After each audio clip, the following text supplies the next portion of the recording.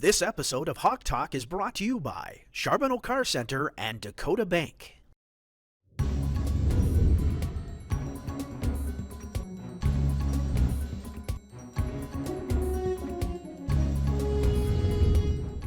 Hi, and welcome back to this week's edition of Hawk Talk. I'm Colter Hickok. I'm Haylie Moberg. And we've got a little bit of a frequent flyer. You've been on twice right now, but who are you, where are you from, and what do you do here at DSU? My name is Drew Boedecker. I'm from Sheridan, Wyoming. This is, like you said, my second time being on Hawk Talk, and I'm the quarterback for the football team. Oh my God, the Drew Boedecker. I'm so excited to have you on. Your very first time on Hawk Talk was a little bit of an infamous moment here. It was our very first censor that we ever had to use, but it really wasn't a swear word. I thought it was just a lot of fun. It was a lot of fun. But, so, you're back here to talk about football. So give us a little bit of a review for fall camp.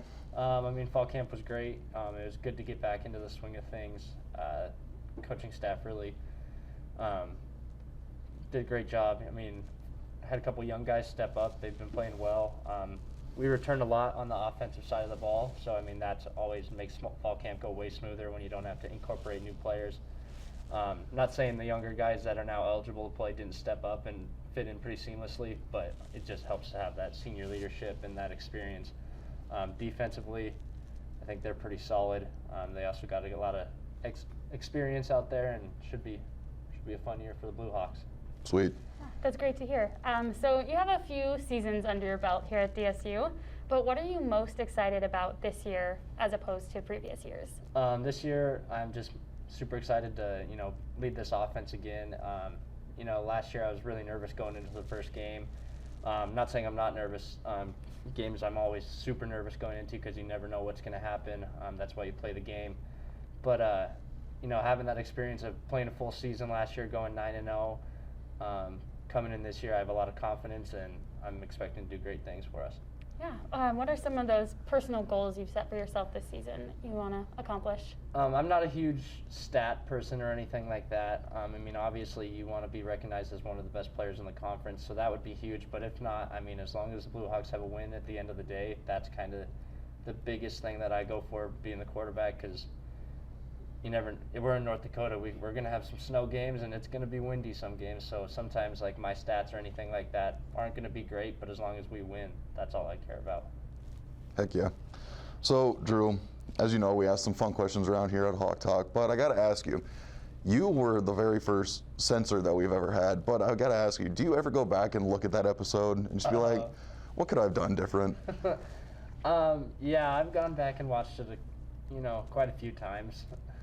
Definitely could have maybe watched, like you said, I don't think it was a swear word, but we played on the side of caution, and we bleeped that one out, and it, like you said, it made for great content for you on Twitter, as I've seen. Yes, it has. There's been a lot of GIFs put out there, so as long as I'm able to supply the people with some laughs, it's all right. Like, it's pretty, all around. I could use it, if a ref makes a bad call at a Blue Hawk game. It's the refs are making some questionable calls. I actually did do that at a women's basketball game. And it worked out pretty well, got a lot of likes, but it's not about that. It's just about the actual content, and Drew, you were the center of that content. It was a pretty iconic moment. Everybody, you swore on Hawk Talk? No, I didn't swear on Hawk Talk, but... You just said a quote that we didn't know we were allowed to use or not. Yeah. Well, Drew, I heard a little rumor about you. So at practice, I heard that you often request country music to be played. Why country music? Well, country music, it's basically two genres in one. You get country and you get Western music, so it's a 2-for-1 there. And the stories behind a country song are unmatched. It just, come on, it's unmatched. Yeah. But every time he would always ask, he would always direct me because I'm in charge of playing the music for practice. So I'm pretty used to it by now. Drew always asking for country music. So, not too bad. And you know how many times we've gotten country music? Like 3 or 4 times. Yeah, not that many. Got to get on Colter, get that started more. Yeah, you got to talk to Coach O'Brien because he's the one who always comes at me first and just be like, hey, we got to play this type of music, get our minds right. And then we have Drew just about every other day, just like, all right, let's play a little. Country music, little George Strait, nothing better. So, back to football. So, preseason ranked 11th in the nation right now in the coaches poll and predicted to win the 7th straight North Star Conference. Yeah. What does that mean for, what does that do for the team morale going into this first game of the season? You know, I think it just puts a lot of confidence in us as a team. You know, we've established that culture since Coach Stan's been here, that we've won 6 straight, going for now picked to win our 7th. And then, like you said, being ranked 11th, it gives us a lot of confidence in ourselves, like, because people are seeing us as being that team to beat, and also, like, it gives us some motivation. Like, being 11th, we're right there for maybe a home playoff game. Like, if we can run the table and we can have, like, Black Hills would be a huge win, and then Western next week would be another huge win, huge statement games for us that could maybe solidify a home playoff game and getting the Blue Hawk faithful behind us during the playoffs, which would be awesome. As you mentioned, the Black Hills, the Hawks last played the Black Hills in 2016, which is quite a while ago. So what are you most looking forward to in this upcoming game with them? You know, I'm excited. They're a D2 team, so sometimes those D2 teams, they think they're better than us, and they talk down on the NAIA level of football, but I think I'm excited to get out there and compete and show everybody that, you know, we can play with Division II teams, and we're here to win the game, and we're not just going to go down there and be scared of them. Like, we're all from kind of the same area. Like, they recruit the same kids we recruit. So, I mean, I'm hoping to go down there and compete and come out with a win. Good. So what can the fans of the Blue Hawks look forward to for this game, and then moving on into the rest of the I mean, you hope for a win every week, because, I mean, you don't want to be the team that loses.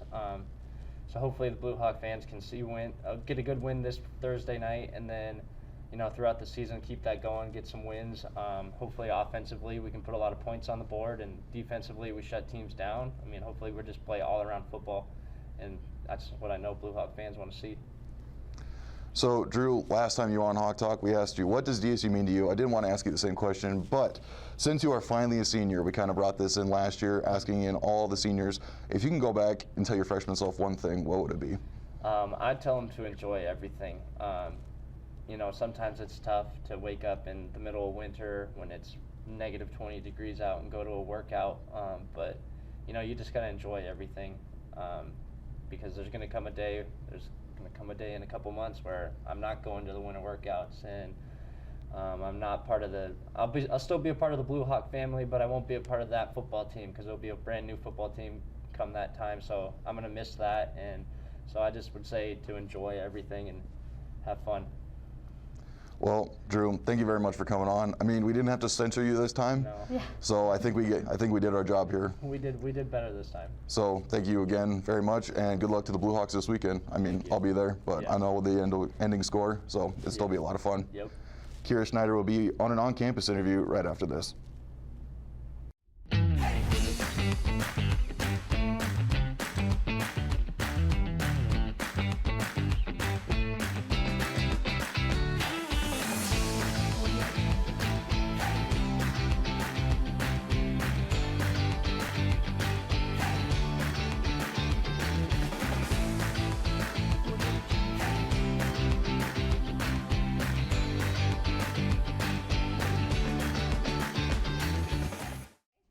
Hello everybody and welcome to Hawk Talk. My name is Kiera Schneider. Today with me I have a super special guest. So if you wouldn't mind, would you introduce yourself with your name and what you do here at Dickinson State? Hi, Kiera. I'm Deborah Dragseth, Dr. Deborah Dragseth. I'm the Vice President of Academic Affairs and the Provost at Dickinson State. So I kind of keep track of all the faculty and everything that's happening on the academic side. Wow, that's awesome. I know that you're also involved with a lot of clubs and activities. Can you name them all right now, or? Probably not. I'm in charge of things like convocation. I'm in charge of graduation. So we decided last year to have our first outdoor graduation. Luckily, the temperature was 72 degrees. Yep. And you and the cheer team were at a convocation, which was wonderful. Thank you so much. And again, sun shining and beautiful 72 degrees. So we can't do anything that we do without our students' help. Absolutely. Well, thank you for being here on Hawk Talk today. We're super excited to have you. So first things first, you've been at Dickinson State since 1989, correct? Right, absolutely. Wow. In my 20s, I spent my 20s, 30s, 40s, 50s at Dickinson State. That is so impressive. So what initially drove you to come to Dickinson State? I'm sure you had multiple options. You're a super credible person. You have won national titles, multiple. Right. So what made you choose Dickinson State? Right. Well, I was going to go to the University of Minnesota, and then I wasn't sure. I came from corporate America, right? So I worked for a Fortune 200 company, and I thought, well, I'll try teaching for a year at kind of somewhere small, similar to where I went to my undergraduate degree. So I thought I'll test it out for a year. So we came for a year, kind of just perched here at an apartment. It was just going to be a year, and I had such a great time and felt so close and at home in the community and the students that come to places like Dickinson State that want to be a part of a family that 32 years later I'm still here. It legitimately was not the plan. I barely unpacked, but here I am 32 years later. Well, we are so fortunate to have you. You really are wonderful. So thank you for all that you do at Dickinson. Thanks. Yeah, I'm happy to be here. I'm more than happy to have spent my career here and still have a lot more career left to go and a lot of exciting things ahead of us here at Dickinson State. We're excited to see the enrollment growing, our head counts growing, our FTE is growing. The campus looks beautiful, right? Absolutely. So we're going to do it outside. There's so many amazing, beautiful things happening on campus with the King Pavilion, new stairs, new trees. The campus looks awesome. So if someone hasn't visited Dickinson State up in the hill for a while, you should definitely do a drive-through because it's a beautiful place to be. I agree. This campus is absolutely beautiful. We're standing on one of the newest additions. I think they just finished last year, so that was wonderful. It was super great. You said that our university is growing in size with student enrollment. Do you want to talk a little bit about that? Yeah, we're excited. Last year, a lot of schools, struggled because of the pandemic, and we were up 6% last year, and it looks like we're going to be really close to 5% this year. So 2 years in a row with a really large increase. In terms of higher ed, that's a big increase. So we're really excited. We know that we're the place to be. We're going to take care of our students and give them a great education at an affordable price. Our goal and President Easton's goal is to have students graduate with not a crushing amount of student debt. And so we've frozen our tuition because of that. That's our number one goal, is to educate students in a positive, family-friendly atmosphere, and also that they aren't carrying around with them student debt into the future. Absolutely. I did see on our campus website that the tuition is froze. How long is that frozen for? Until the summer after this one. So yeah, 2 years, and then we'll look at it at that point and see if we can continue on with that. We're very invested in helping students succeed, not only on our campus, the 4 or 5 years that they're with us, but into the future. So if you have a $300 or $400 or $500 student loan debt for the next 10 years, and you marry someone with a $400 or $500 or $600 student loan debt, that really impacts your ability to buy a house, raise a family, all the things that you might want to do in your career. So we want to help our students not only while they're here with us, but for the rest of their lives. That's great, and it's really clear to see. It's honestly the best time to be a student here at Dickinson State. Speaking of that, we have a little bit of colder weather coming up for North Dakota, the hardy old North Dakota ways with the cold weather. So if there's any advice that you have for transfer students who may not expect or be ready for the weather, what would it be? I would say get a great pair of boots. I love my boots. Get a pair of good-looking, weather-resistant boots, and you'll do fine. I love that. Absolutely. What's your favorite time about the colder months in North Dakota? The colder months in North Dakota, it just brings out a whole new look. The campus looks beautiful then too. You've seen pictures of the campus with snow glittering down, and it's so beautiful. And I have a great window that I can see that out of. And every season here is amazing. Fall sweater weather is probably my favorite. Yes. And then we move into the beautiful white stuff, which brings its own beauty. Yep, the snow glistening with the lights. It's one of my favorite parts of the year too. Right. So I'm going to ask you a little goofy question now. If there's one animal that you feel portrays your personality best, what would it be and why? Wow. Well, my favorite animal, I don't know if it's necessarily me, but I've always liked giraffes. I think they're just like really graceful, and I'm not very tall. Neither are you, Kara. So, we're kind of matching here and in tallness. Yep, yeah. And so I've always kind of admired that whole tallness and gracefulness, and hope to be graceful, kind, and gentle. I'll never be tall. How tall are you? I'm 5'5". 5'5". I'm going to say you're 5'4". I'm 5'4" on a good day. Right. So that's great. So I have one more question for you before we're going to let you go. And I want to know, what does Dickinson State University mean to you? Oh, it's my career. It's my family. It's where my friends are. It's kind of where I grew up. Because I was pretty young when I came, I was pretty shell shocked. I walked in my very first class, I had 75 students, and I'd never taught anything to anyone, it was scary. So I feel like I've grown a lot here. It sounds corny, but it probably does mean everything to me. It is. I'm Blue Hawk through and through, for sure. Absolutely. Well, thank you so much for meeting with me, Dr. Dragseth. You're truly an inspiration and just a rock star woman, and we're so fortunate to have you at Dickinson State.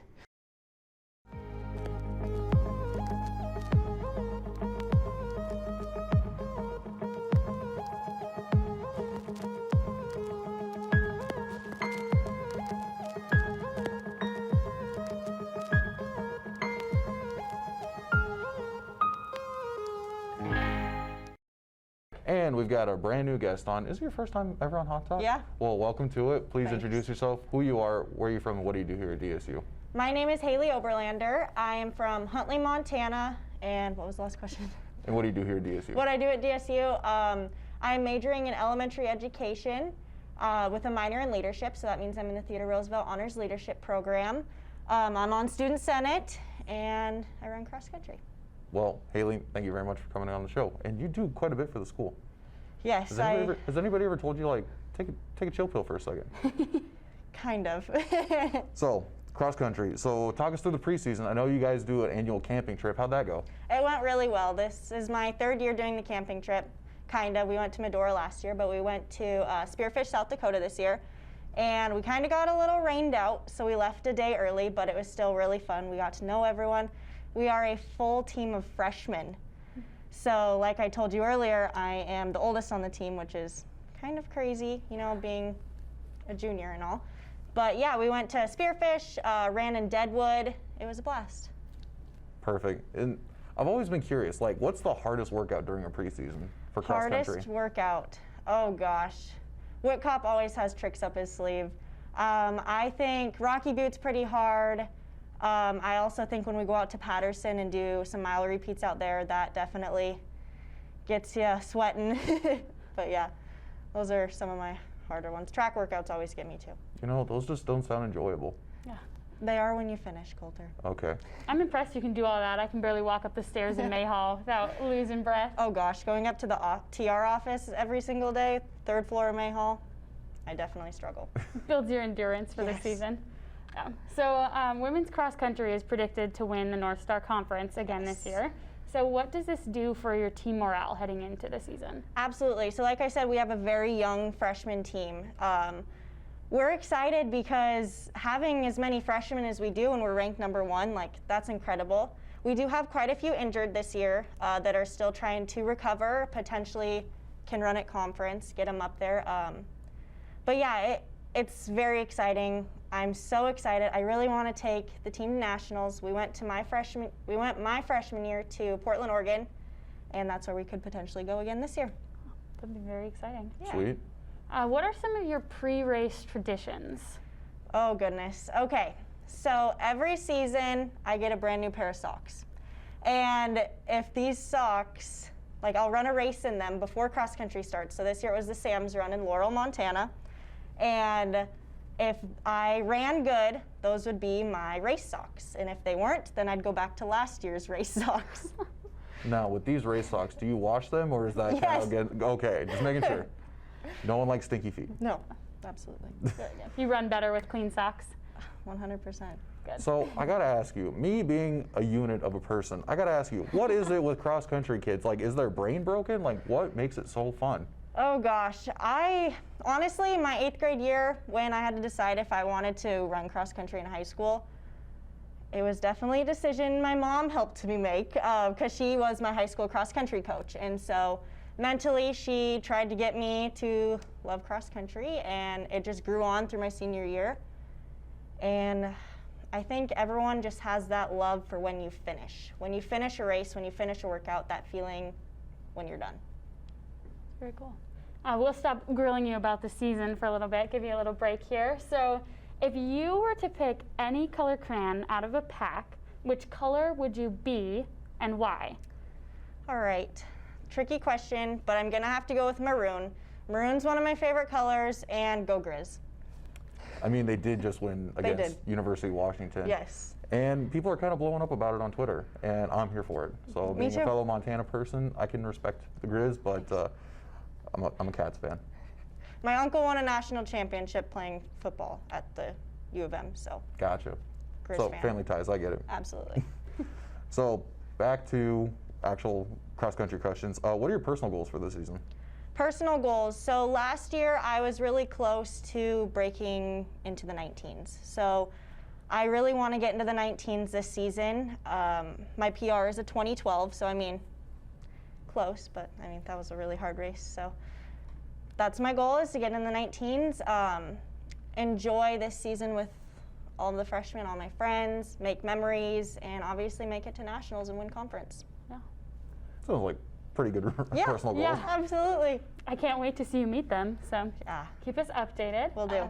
After all your cross-country seasons are over and everything you're involved in on campus, what are some of your plans to do after college? After college, like I said, I'm majoring in elementary education, so I definitely see myself teaching first grade somewhere. I would love to move back to Montana, whether it be home or somewhere in Montana, maybe closer to Kalispell where it's beautiful there. But yeah, I definitely would love to move back to Montana. Very cool. So, kind of bringing in high school, middle school, college, what was your favorite place to run in all of your collegiate or high school or middle school time running cross country? I'm gonna have to say in high school, it was in Shepherd, Montana.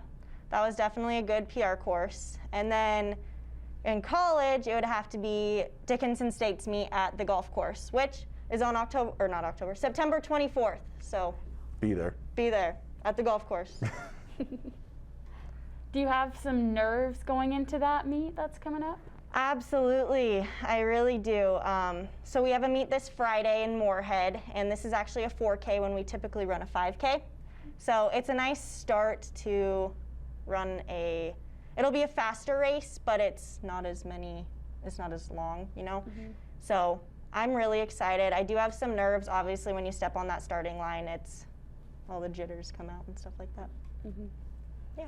I can imagine. So you talked a little bit when you were introducing yourself about some of the things you're involved in, like Student Senate with Coulter and me, but you're also a student assistant director for the TR program. Yes. So can you tell us a little bit about what we can expect for this upcoming semester from TR? Absolutely. So we do have some awesome events coming up this fall. First, we are doing our annual backpack program. So we are going to do the pallet project. Our work nights actually start this coming Monday in the shop building, where half of the TR members are going to be building projects that we're going to sell at homecoming.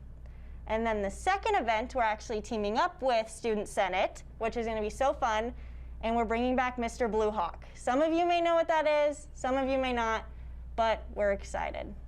It's going to be a lot of fun. I mean, if you ever need a potential judge or a potential host, I mean, I know a guy. Absolutely. His name might be Coulter Hickok. You never know.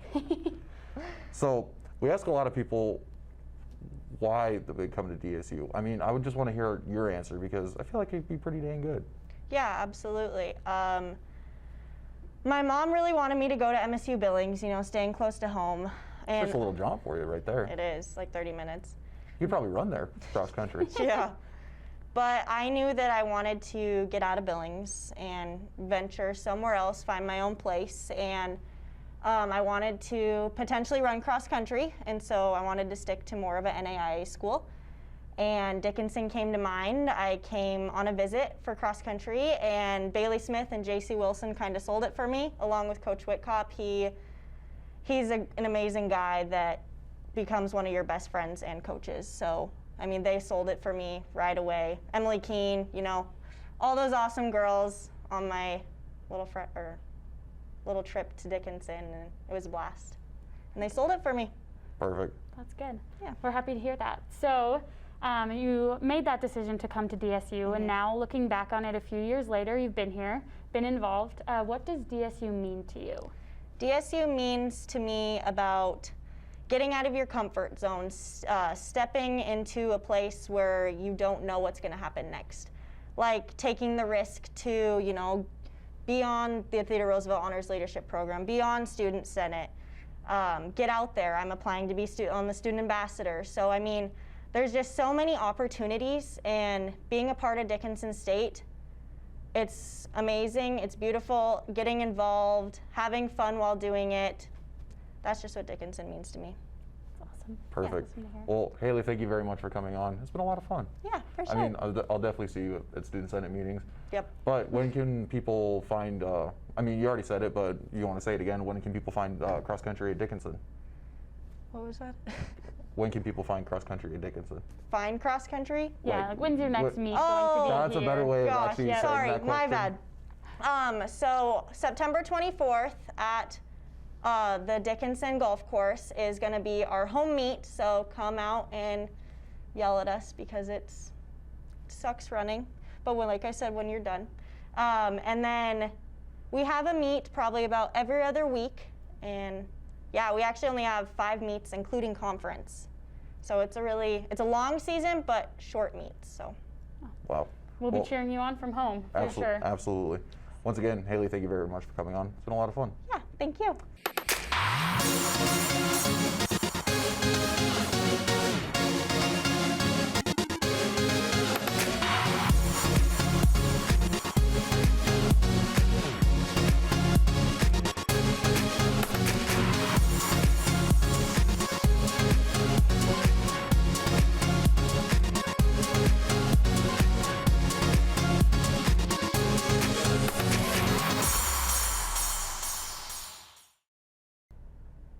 And we're back for the recap. We had a lot of exciting things going on. The Hawk Flock this weekend with sports. Volleyball was in Bellevue, Nebraska.